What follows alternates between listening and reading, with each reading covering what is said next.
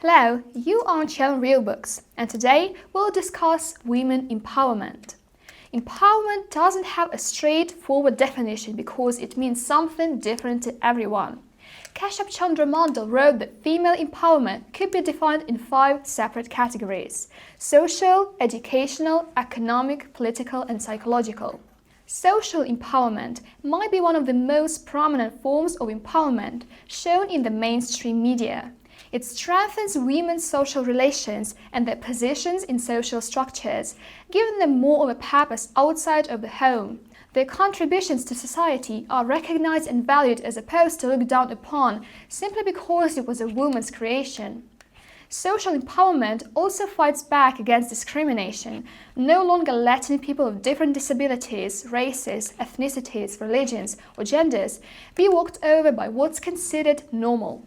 Education is a crucial part of growing and developing, but there are still places in the world that deny education to girls.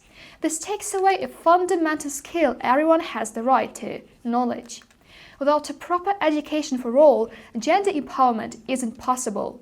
Education puts everyone in equal footing and lets young girls have access to what their rights and duties are.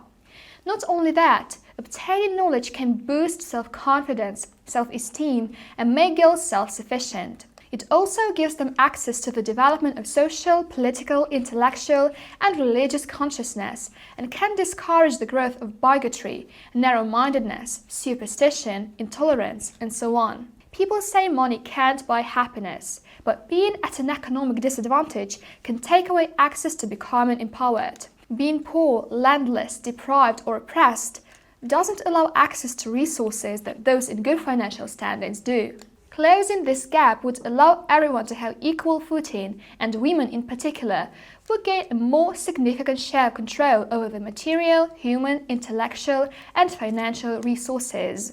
Having a voice in politics can be substantial in letting a group's view be pushed into the light of mainstream media, and that's no different for advocating women's rights. The political involvement of women implies the decentralization of power and authority in the deprived, oppressed, and powerless people who have not been able to participate in the decision-making process and the implementation of policies and programs of both government and organizations, as well as familiar and societal matters.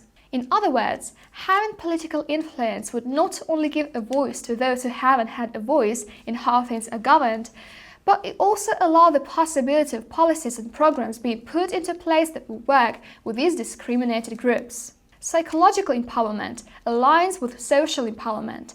It transgresses the traditional and patriarchal taboos and social obligations and lets women go beyond what's expected of them in society. This can build self-confidence, help women recognize their self-worth, and gives them the chance to take control of their income and body. All 5 of these categories intertwine with one another, but it's equally important to consider them separately as well. Each group has different main goals they're aiming for, so trying to focus on them as a whole would be unbeneficial ultimately.